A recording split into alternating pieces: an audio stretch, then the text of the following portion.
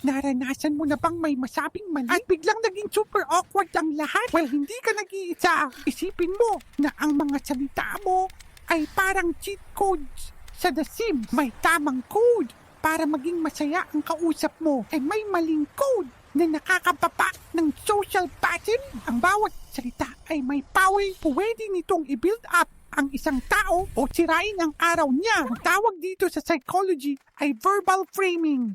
Kung paano mo sinasabi ang isang bagay ay kasing halaga ng kung ano ang sinasabi mo. Kaya ito ang isang life hack para sa'yo. Ang 3 positive things rule. Bago ka mag-react o magsalita, isip ka muna ng 3 magagandang bagay. Pwedeng compliment, isang good memory, o pasasalamat. Ito ay nagpapabago ng energy ng buong usapan. Make anything. Tandaan, ikaw ang writer ng story ng sim mo. Anong klaseng mundo ang gusto mong i-create?